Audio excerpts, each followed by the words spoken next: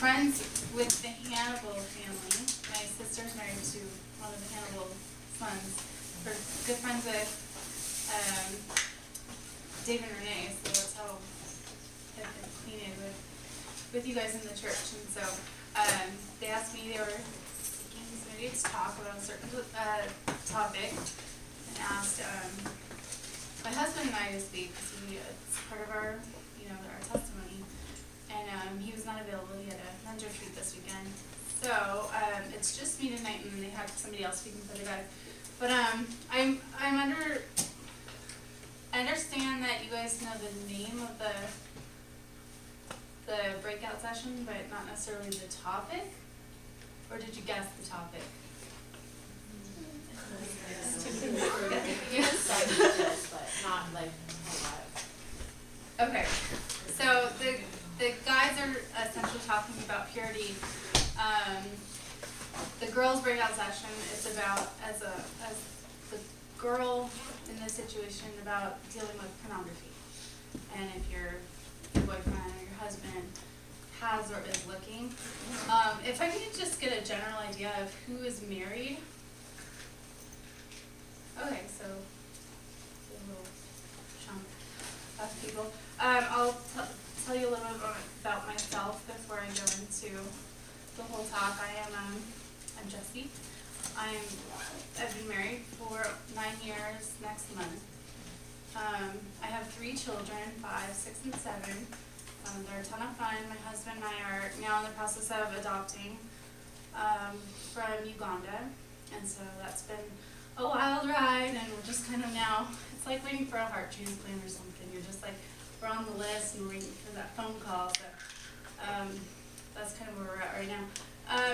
I was raised mostly in a Christian home. My parents didn't become saved until my mom, I was 5 when she became saved. My dad, I was 9. But from then on, we got involved in ministry, and I joined a ministry that was big on courtship. And so I learned about courtship. I desired that for myself, desired purity. I was kind of a goody two-shoe my whole life anyway, so it kind of fit right along the lines of what I wanted for myself and for my future relationship with the man that God would have me marry. Little did I know, I knew my husband from 8th grade on. I had no idea he would be my husband. He came and asked my parents' permission to court me when I was in 12th grade. It was really awkward because there was no, we saw each other here and there, but there wasn't like flirting and stuff. I was really not just focused on my studies, graduated high school early to go to college, and he was, he's like the captain of his basketball team, and a very popular kind of guy. And so he came and asked, and even his dad was surprised. His dad was not a Christian. His dad was like, I thought you asked the other one. I have a twin sister. He's like really, really sociable, and I'm not. So it was a really kind of like, nobody saw this coming, but he said God had told him that I would be his wife. And so he came and asked, and I was just like, didn't you tell him no? Like, there's no way. I'm not ready to get married. Definitely not to this guy. He's very flirtatious, and so turned him down. But then together we worked on a purity study for the ministry that we were in. That was really where my heart was at. And I wanted to lead one for the girls.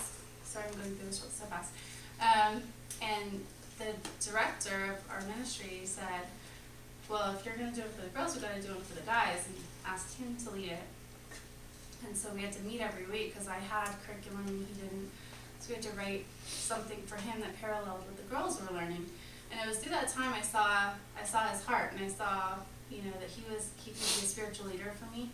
And so we kind of grew closer together and began a courtship. A few months after we started the courtship, I was asked to meet with him and his mom. And we sat down, and he confessed that he was looking at pornography. And I had no idea. I'm a girl with 2 sisters. I have no boy cousins. I had no idea. I thought this was a swimsuit model of, or swimsuit, the Sports Illustrated swimsuit edition. I was like, oh, okay, don't do it again. That was my response. I didn't know how to respond to it, but I thought it was just, oh, okay. So that, on my birthday in November, we got engaged. January 11th, 2003, I went over to his house and was made aware that he still was looking at pornography, and I broke up the engagement and told him that that pornography was not something that was going to be allowed in our marriage, and so we remained separated. He then sought counsel. He sought a recovery from this, and we got back together. I don't remember exactly when, but we got re-engaged that Christmas, so a year later, and then got married May 2004. He didn't stop. This is, it's something that I had no idea. I didn't understand this problem. I didn't understand it at all. To me, it was just like, it hurts your wife, why would you continue? So for the past, we've been married 9 years. It was 5 years into our marriage that, 3 years into our marriage that I think everything came to a head. I realized the power that this had in our marriage, and asked for a separation because he wasn't, along with pornography and sin, repetitive sin, often comes lying, and the lying was the thing I couldn't handle. So we separated. We sought real intense counseling as a result of that, and we got back together, and I learned what boundaries were, and I'll talk about that later. But we established boundaries. Now I can probably say that he's no longer looking. Not that that's ever a temptation. It's not a struggle, but he's learned what it takes to not go there, and he's learned honesty, probably for the first time in his life, and he's learned brokenness, I think, from this. And so if he were to speak to the men, his biggest thing would be unity, like they talk about. You have to have a band of brothers that are holding each other up, honest and transparent, and that's a big burden of his for men. But as the woman, it's kind of a different path for us when we have to face that. So I'll kind of go into what I've learned as a result of this. Pastor Mark Driscoll, you might have heard of him. He states that he believes that there are essentially two religions in America right now. There's the sub-religions, I guess, Mormon and those stuff. But he essentially says that the two religions that are competing against each other right now are sex and Christianity. And usually, if you're a Christian, you're against sex, and if you're for that whole homosexuality, bi, straight, like that kind of stuff, if you're fighting that, you're anti-Christian. And it's because sexuality is so pervasive in our culture today. But the reality is, it's not unlike ancient Rome, where Jesus taught and discipled a small group of guys. In 29 AD, this was during Jesus' ministry, he took his disciples, and this is in Matthew 16 if you have your Bible, but he took them to a place called Caesarea Philippi. And Caesarea Philippi is kind of like saying, to your group of guys, hey, we're going to go to Las Vegas. We're going to go to Sin City. This was like the red light district in the area. And he was going to take them over to Caesarea Philippi. It was about a 16-mile walk from where they were at the time. And kind of confusing place to go. He's discipling these guys in how to teach and how to disciple others, and he wants to take them to Sin City. The city sits at the foot of Mount Hermon against a really large cliff, and the really large cliff was called the Rock of the Gods. And the reason it was called the Rock of the Gods was because they carved out these niches in there and built shrines to other little gods. And Dave was talking about it too, about pagan, this is pagan rituals and stuff that they did, but a lot of their gods at the time were fertility gods. Pan was the main one at the time. He was the god of nature, but also nature in the sense of harvest and fertility. And so in the Rock of the Gods, there's these shrines to these other gods, and in the center was a cave, and out of that cave flowed a stream. And they believed that their gods would enter the underworld through water, and so at this particular place they called it the Gates of Hades. And so this is where Jesus took his disciples and took them to this Rock of the Gods. And I'm going to go ahead and read Matthew. It's 16 verse 13. We'll start there. Now when Jesus came into the district of Caesarea Philippi, he asked his disciples, "Who do you say that the Son of Man is?" And they said, "Some say John the Baptist, others say Elijah, and others Jeremiah or one of the prophets." He said to them, "But who do you say that I am?" Simon Peter replied, "You are the Christ, the Son of the living God." And this would have been kind of like a shock for the other disciples to hear, because here they are surrounded by these shrines built to fertility gods, where they believed went into, used the water to get into the underworld, which we symbolize hell as the place of death and stuff. And so Peter says, "Well, you're the Son of the living God," like paralleling that to these other dead gods. And in this place, the people there would go there and they would do these bizarre sexual acts and have these orgies, and it was such a place of sexual promiscuity.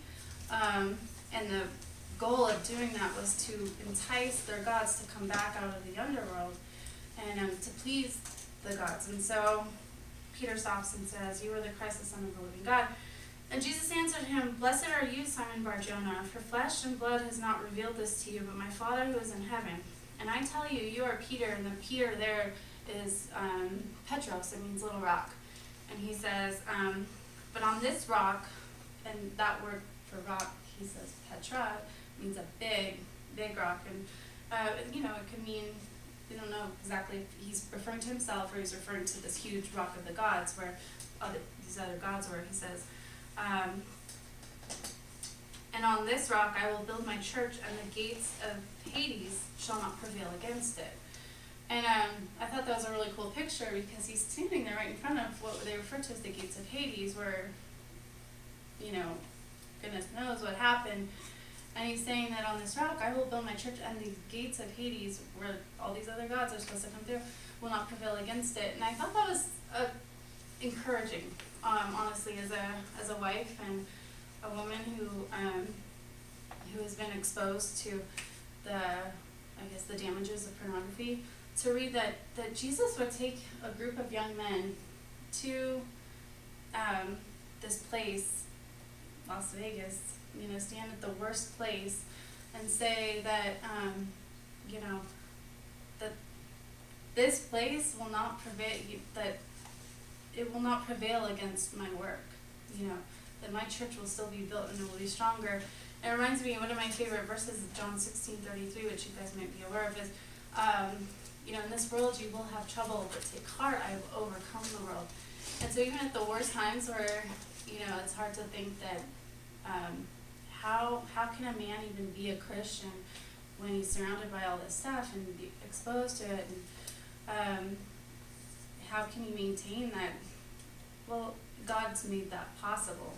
God is the author and he's the finisher of our faith, and that he makes it possible. He's the one that gives us the strength to do that. So despite where we live now with, Pastor Mark Driscoll saying that it's Christianity or sex now, God reminds us that he's overcome it already, that this was not uncommon. In fact, it was way worse at the time of Rome.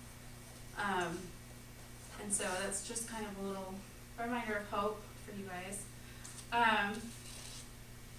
Honestly, I wish this topic was, just, in case you face this later on. I wish I could say that. But the reality is, even in a Christian group, 1 out of 2 of you will face this with your spouse. That's in a Christian group. That's a conservative guess. That the likelihood is you will come across this at some point. And I will stop and say that women do struggle with this too. It's not just a man thing. So if that's, if it's a struggle for you, I'm not trying to speak down to you or say that you're not affected in some way. Feel free to text me afterwards. I have lots and lots of tools, but just wanted to start with that. 75% of men in general struggle with pornography, and there's a reason why guys get so hooked on this, because it's not about the sex, honestly. It's about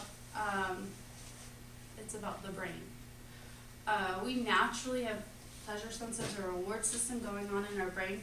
So things like food, bonding with people, sex,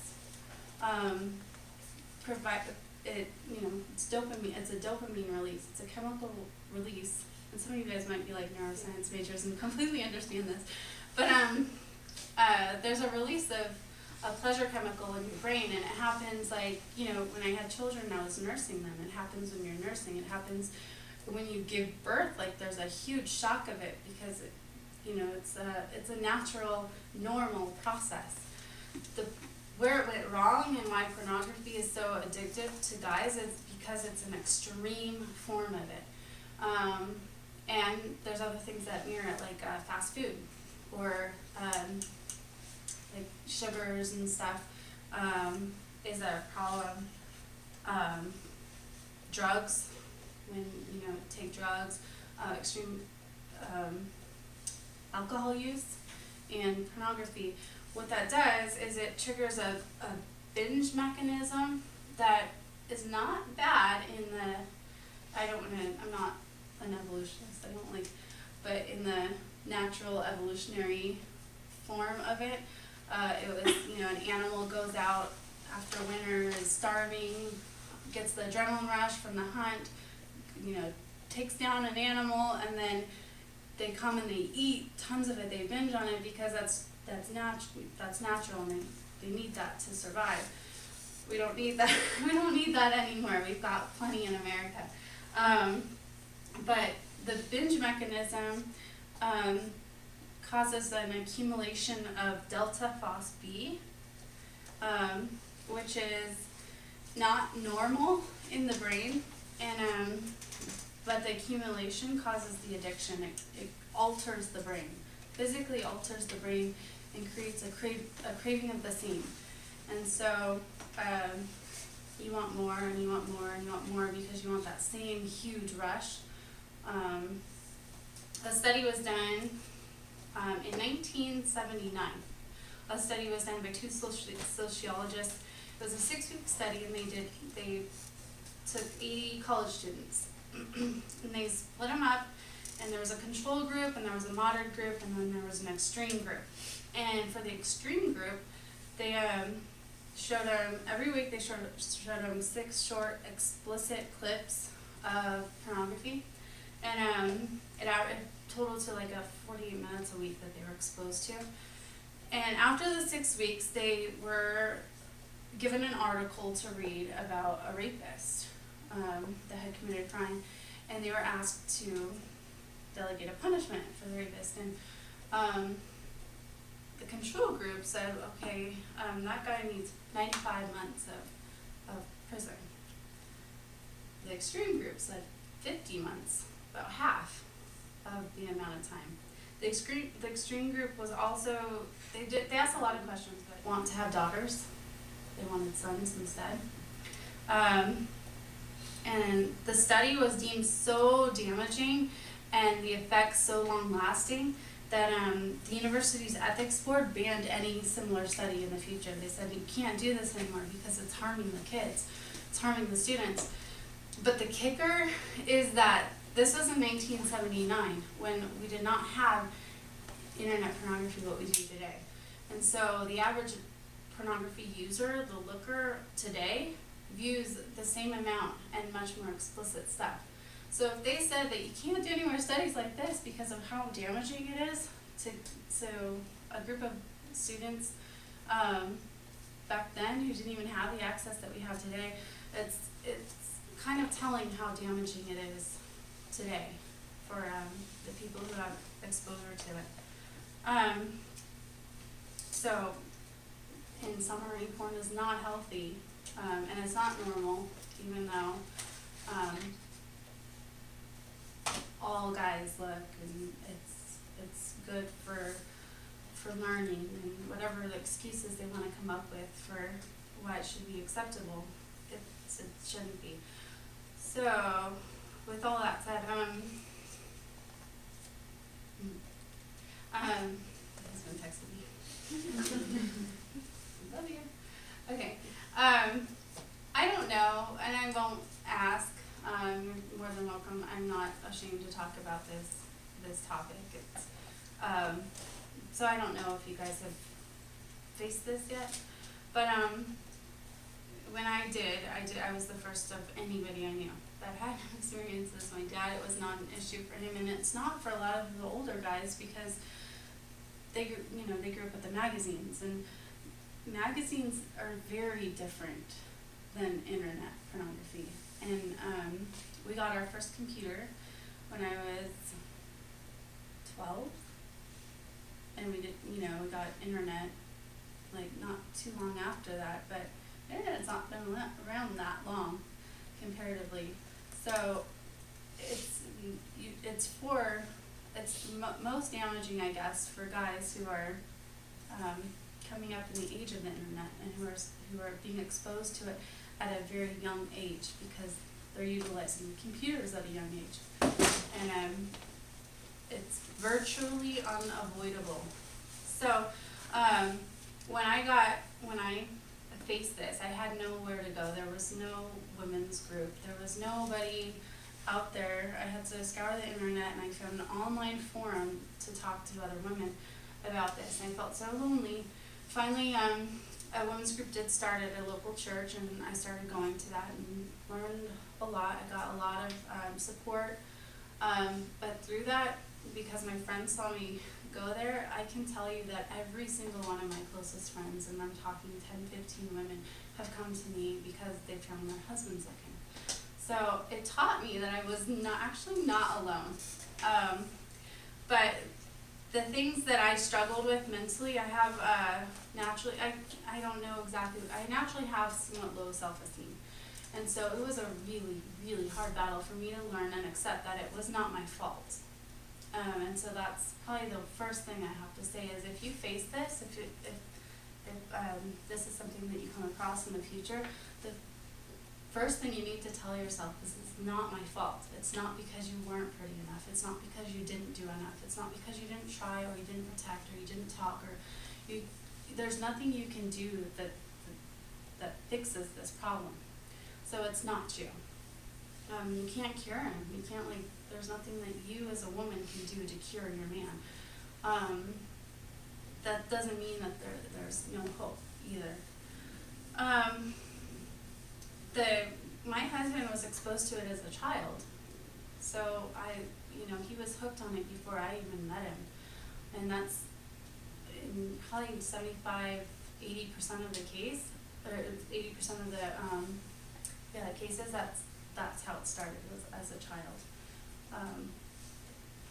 It hurts as a woman, even if you do accept the fact that it's not you. It still hurts.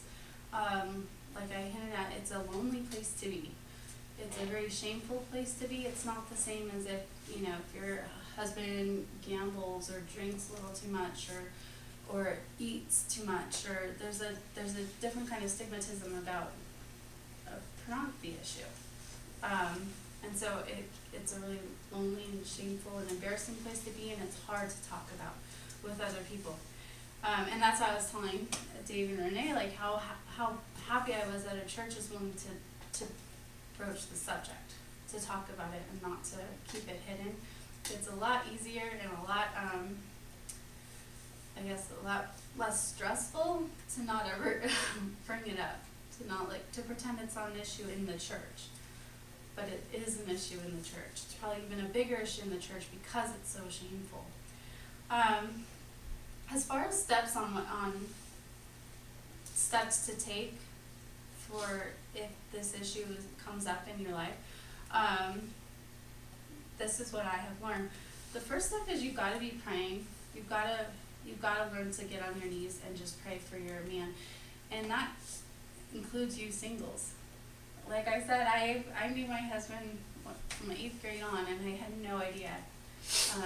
I was writing letters to him, not knowing that one day I had kept a journal, just praying for you, and not knowing that one day I would be giving that journal to this guy that I actually knew. But be praying for whoever he is right now, because whoever he is right now may be struggling, or may be exposed, or maybe he's going to be a tool for other men to help. The second, and almost probably as powerful as prayer, and I know might be sacrilegious to say, but you've got to understand the topic, especially if you're faced with it. I think that's probably been the most empowering thing for me, is to understand why, because it's really easy, like I said, to blame it on yourself or to think that you can fix something. But if you understand why, you can take better steps, stronger steps towards fixing the issue. And part of understanding the issue is understanding the science behind it, understanding the triggers for the men. And it's not necessarily the scantily clad women that drive them to looking deeper.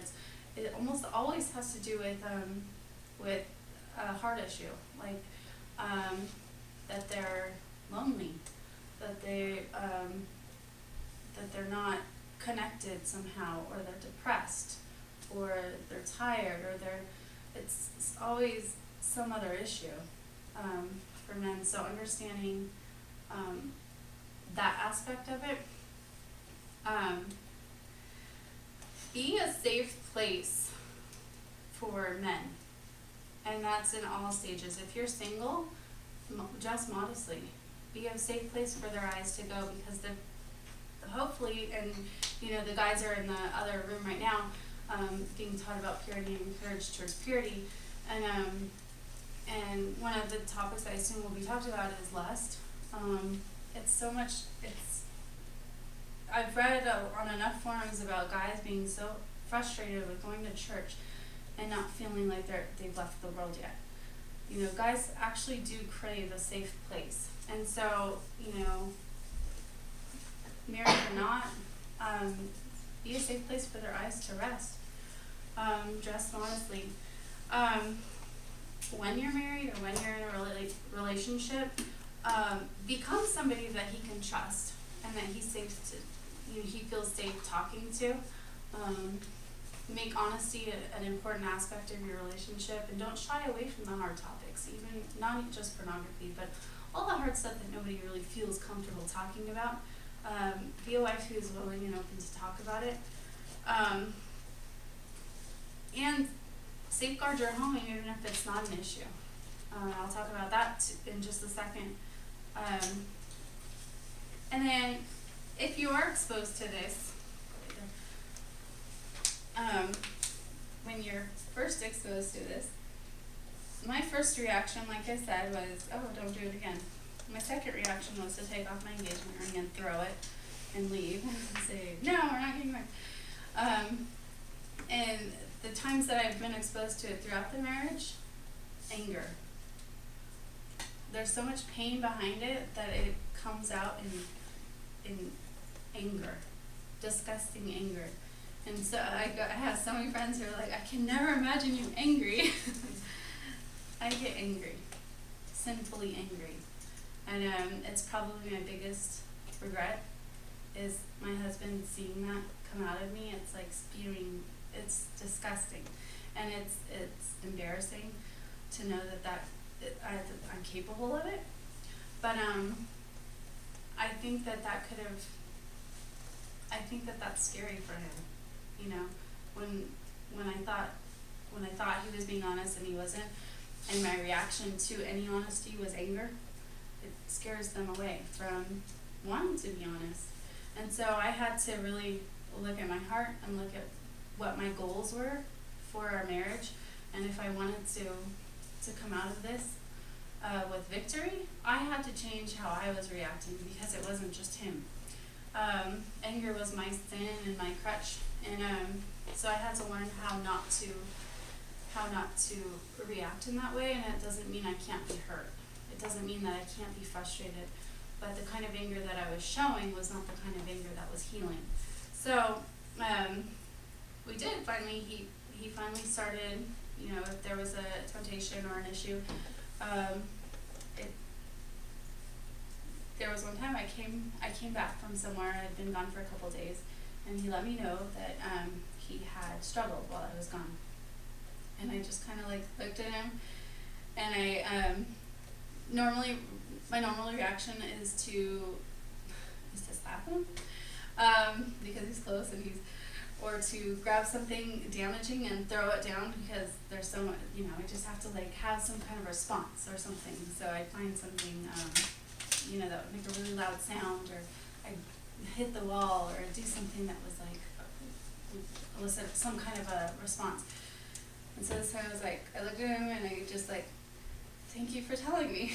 And I walked away. And I couldn't talk to him, and he was so surprised, like, okay, what's she gonna do?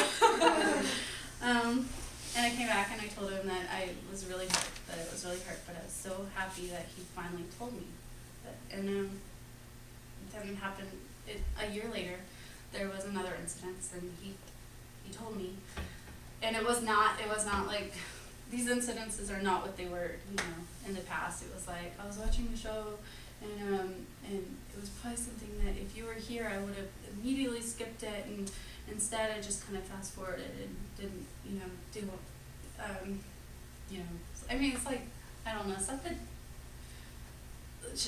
normally would not have bothered me, but because of our whole history, did bother me. But I suddenly became a safe place for him. And it was awkward at first. It was like hard and uncomfortable, and I would grab the journal that I still have. I still keep that journal, and I still write letters to him, and he doesn't know it. I think he thought I threw it away, but it's just a release for me. And it would be like, you know, ripping through the pages because I'm writing really hard, but he would never see it.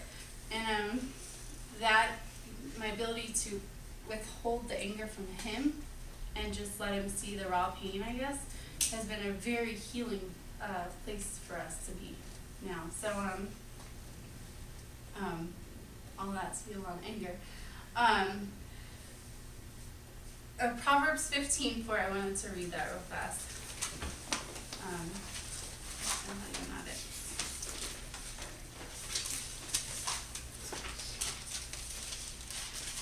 Lisa will never see me the same again. What? You'll never see me the same again. The angry girl. Okay, 54 says, a gentle tongue is a tree of life, but perverseness in it breaks the spirit. And gosh, that was a hurtful verse to read. It's probably really encouraging for somebody that naturally is not an angry person, or is not exposed to that. But for me, you know, I identified with the second one, and I was breaking my husband's spirit. Not only was I not helping his issue, but I was breaking his spirit, and I was becoming probably I don't know. He's not an angry person naturally, which I don't understand. That's probably one of the most attractive features about him, is because he's never raised his voice at me. He's a very gentle person, and it was hurtful to think that the man that he was, outside of the pornography issue, I was crushing that man still. I was not crushing the issue. But to learn that a gentle tongue is a tree of life, and the tree of life it's abundant and fruitful, and it not only does, you know, a tree of life, it's producing fruit, and that fruit then goes and continues to create more fruit, and just how impactful being a gentle speaker and a loving person with your words is. And then the other part of being a safe place for your husband is to forgive. And I've heard, you know, you don't forget, you're never going to forget the pain, but the forgiving, it's just releasing your right to vindicate and your right to bring about justice, and you hand it over to the Lord, and obviously He forgives too. And so Hosea, I always thought, was a really good example of that. And if you're familiar with that, he's the prophet that was told by God to go find a prostitute or adulteress and marry her, and that seems like such an odd command, especially for a prophet. You know, it's not just some regular Joe Schmo. It was a man of God who was told, go seek out a prostitute. And he did, and he married her, and she left. And he said, go get her back. And it's a parallel of, you know, God's relationship with Israel. But one of the aspects of that was that when she left again, he had to go get her again. And not just get her, he had to pay for her. So he's you know, he had to use his money and to get back a wife that didn't even want to stay with him. It's a painful place to be, but it required great forgiveness on his part. And when you think about it, paralleling what God wants for Israel and ultimately for us, you know, the paid price was His Son.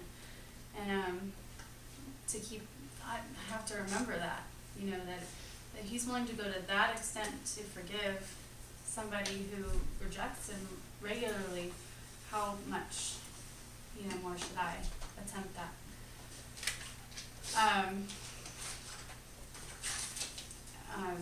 The next thing is to have boundaries, and this is probably the most proactive thing you can do. It's natural to want to mother somebody who has issues with repetitive sin, especially if it's your spouse and you just don't seem to get it. You know, I just said no, just say no, you know. So mother them, well, did you do it? Have you done this? Have you called somebody? But the goal is not to be their mother. The goal is to set boundaries that encourage them to take care of themselves, and if they don't, then there's natural consequences, kind of like a hot stove. You know, just don't touch that. You don't have to stand there saying, don't touch, no, don't touch. You know, they learn that there's pain involved. So boundaries that we have in our home, personally, is we have like software on the computer that monitors all activity. He has an iPhone, and I have the password to his settings, and so we don't Safari. If you have the iPhone or whatever, it's the main browser. We turn that off, and he downloads Covenant Eyes, which is software we use on our computer, but they have an app for the iPhone. And so he has to do all his internet stuff through there, and that's still monitored. We do Netflix, and I keep it set to a PG rating for the kids' sake too. I mean, I've got a 7-year-old son. That's about the time that they would be exposed. So we keep our TV. We don't do TV. And when we did have it for a little bit, I locked every channel. Except for like Disney and the cooking show. But then we got rid of that just because it was money waster, and we don't watch that much TV as it is. He has accountability on his own. He goes to a weekly men's group, and they keep each other accountable, and they talk regularly, and he's built quite, you know, some great friendships through that. And I have my own support group, that I, built. I mean, it's not like talk to, because like I said, it's an isolating, place to be when this is the issue. And so you can't just call your grandma or your mom or hey, I don't know, it's a different kind of a situation. So I have my friends that I can call or talk to that completely understand the scenario. And lastly, don't be afraid to seek counsel. Don't be afraid to seek wisdom. Like I said, we went to a counselor, and he had his own counselor too for a while, because so many of his issues stem back to childhood. And we didn't know that. We didn't know that, that there was so much childhood stuff that he had to, go through and process and accept and get to a place where he could kind of put that behind him and forgive what needed to be forgiven. And I needed counseling for myself, because I had experienced a lot of pain and kind of like PTSD syndromes and stuff, because it was a big shock to my system, I guess, coming from my history of the pure girl. And so I would not hesitate to tell you to don't be afraid to seek counsel, if that's professional counseling or pastors or somebody who's just been where you've been, or where you are now. And I'm going to end with John 16:33 again, as a reminder that if you never face this, then I'm thrilled for you. If you do face this, remember that in this world you will have trouble, you've been warned, but that we can cling to the promise that Jesus has already overcome it. And that he, he's there, and he wants to comfort you. He never meant for this to happen, but and this meaning sin and our culture, what we're dealing with today. But he's already overcome it in the long run. So I was asked to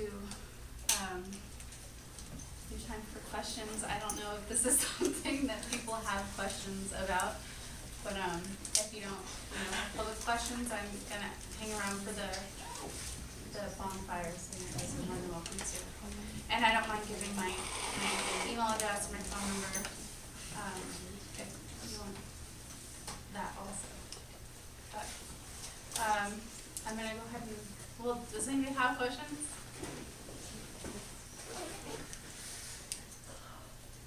That's what I thought.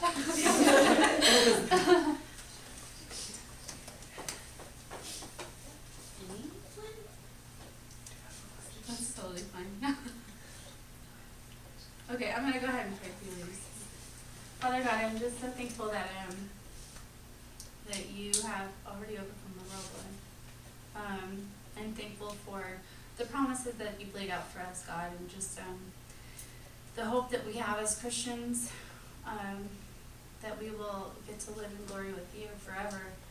I just pray right now that my testimony is, well, I pray that it was just a testimony that nobody will have to really cling to later. Lord, I pray that it's not going to be an experience for women in the future, God. But if it is, Lord, I pray that you would be there, God, that you would remind them that this is just part of living in a world of sin, God, and that you would be a comforter, Lord. And I pray that if anybody is exposed to this issue, God, that you would surround them immediately with support and encouragement and friends, Lord, because I know it can be a lonely place. God, I pray for the spouses of the women in this room that are married, and I pray especially for the spouses of those that are not. Lord, the future spouses, God, that you would just be abiding in their life, Lord, in a strong and powerful way. God, I pray that you would be leading them and discipling their hearts, Lord, and that you would give them a desire for purity, Lord, and for leading a family in that, and in integrity, and ultimately in unity, Lord, where they don't face this as a sin, Lord. Just thank you so much for what you've done. I thank you for this retreat, and I pray that you continue to bless the time that these ladies and the church is spending here, God. And in your name I pray this. Amen.